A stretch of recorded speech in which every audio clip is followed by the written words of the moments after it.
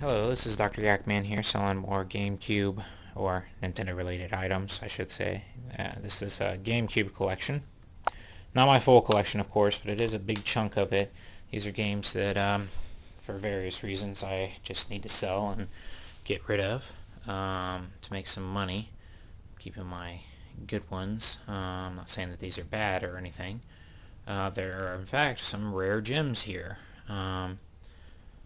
The crown of this probably collection is it's a little used, but it does have the instructions and it still plays. Cube of War.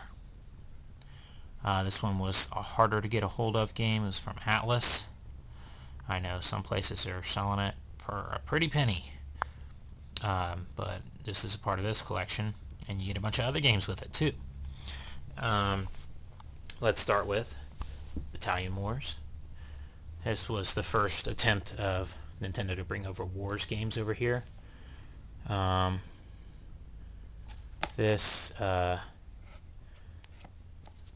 think that they either refashioned this on Wii as a online multiplayer thing, or maybe they just made a whole new Wars game or whatever. But this one does not have the instructions. All the rest of these games have instructions except for Beautiful Joe, which I will tell you about later on. Here's Custom Robo, another Nintendo game. This one has the instructions, like I said. Pikmin, they already re-released this on Wii, so I just bought that one, and now I'm selling this one. It's a great game, really fun. Mario Party 4. This was the beginning of all the Mario Party games that were on GameCube. I think there was 4 of them. I think it was 4. I think the 8th one was on Wii. The first 3 were on Nintendo 64.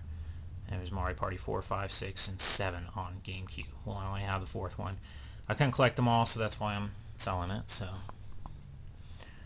Soul Calibur 2. I feel bad about selling this because it has Link in it.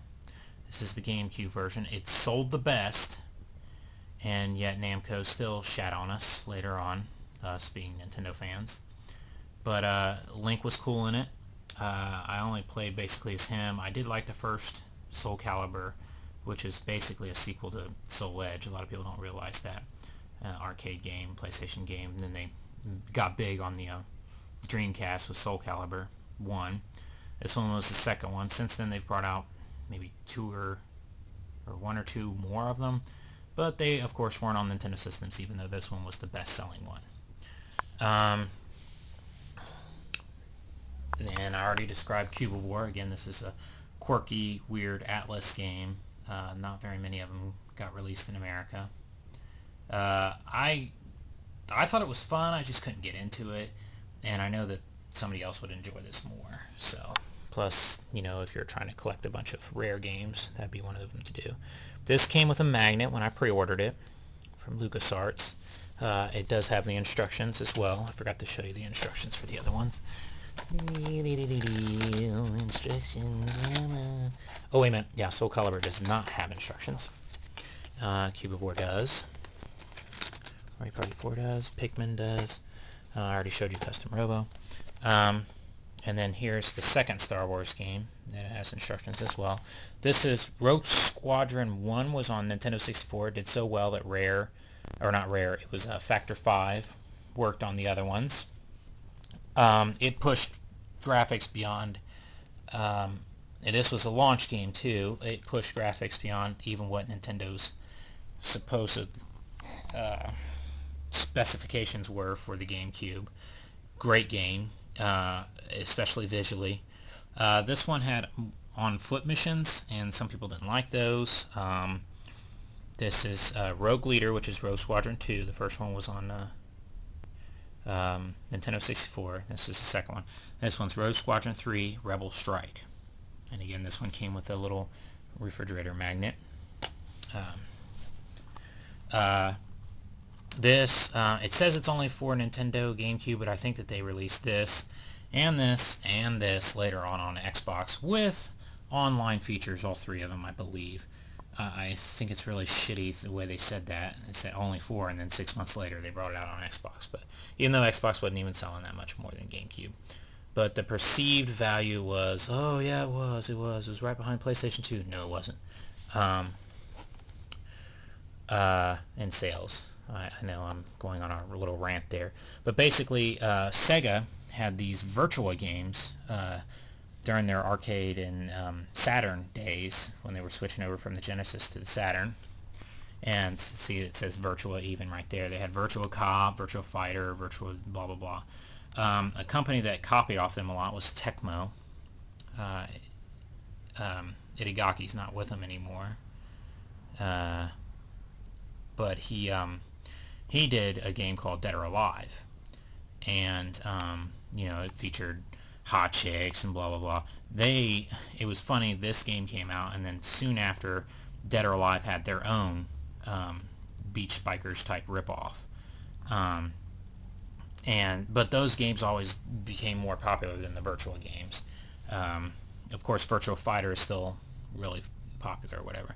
This had a lot of customization features. You had to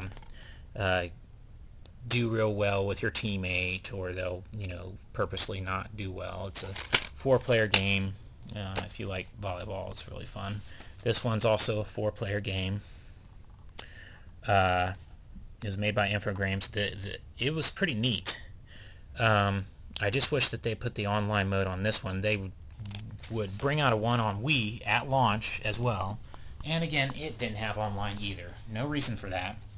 But, GameCube, there was a lot of reasons not to. But on Wii, there wasn't.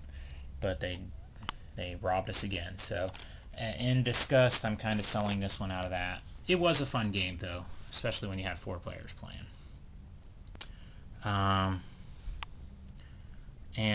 Then there's Bomberman Generation. I love Bomberman 64, so I gave this one a chance. I shouldn't have. It's not that great, in my opinion. It's very good if you like the old-fashioned Bomberman, number one, and number two, if you like the adventure game that comes with it, which is a good added bonus. But for somebody like me who liked the explosions as opposed to the lined up and down explosions, that the other Bomberman games have, I prefer Bomberman 64 a lot better. This was one of the only Rockstar games on here. It's really fun. It's kind of like you take Crazy Taxi and you make it in a big giant desert and crazy areas. It says war zones. Smuggler's Run.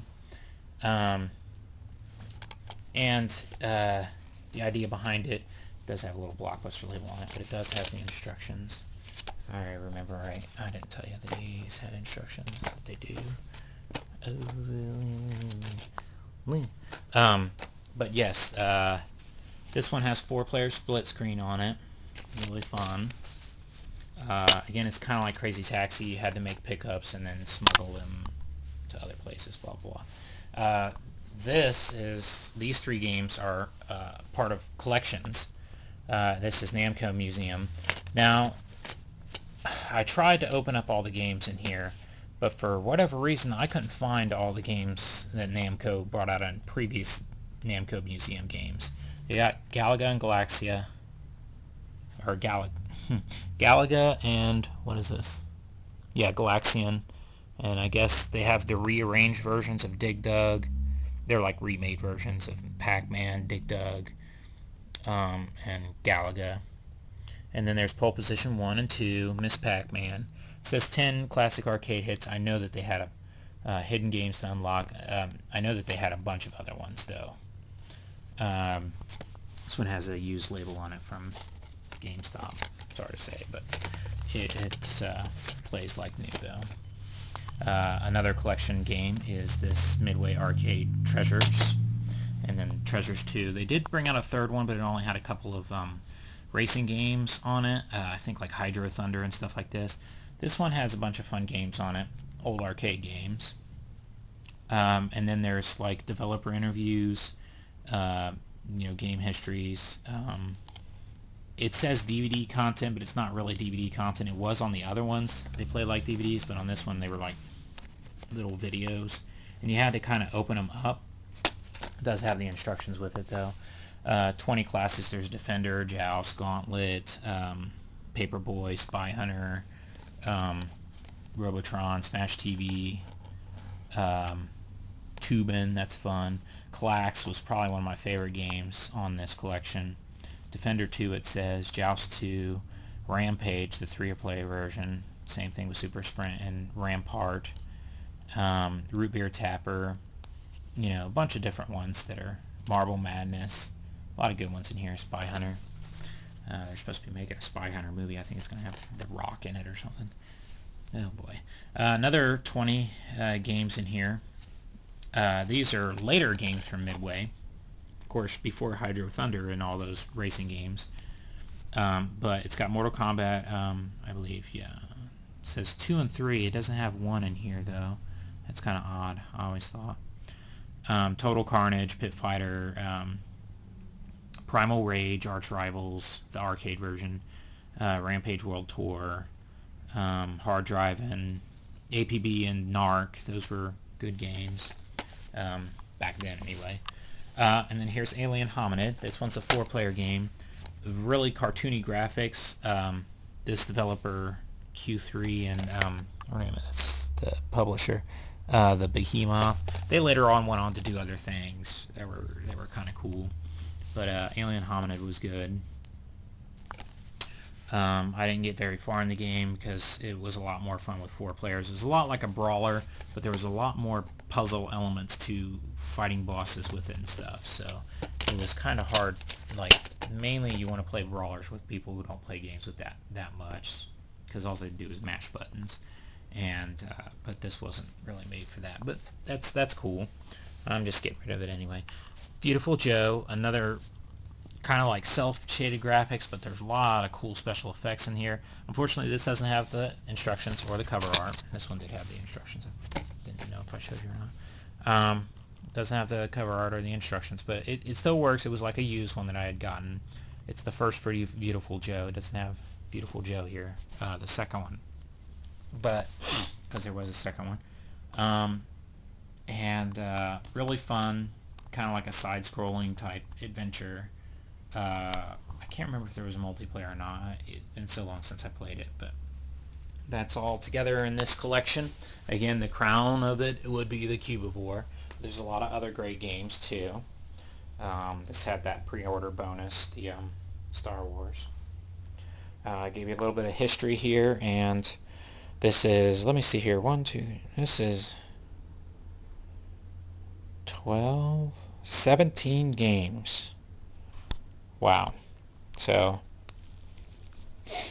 and really, I'm putting, I don't know how I'm going to price it yet. I'm going to price each individual game and then add it all up and then give a discount because it's, you know, used eBay stuff. But putting it all together, of course, this is going to make it go up, but you get all this other stuff with it. So you kind of can look at it like, oh, I'm buying Cubivore and I'm getting a bunch of these other games too. Cubivore is very rare, but this is all together. Thank you so much for watching and listening to me ramble on, and I hope you make your bids, and I hope you're happy with the games when you win them. Thank you.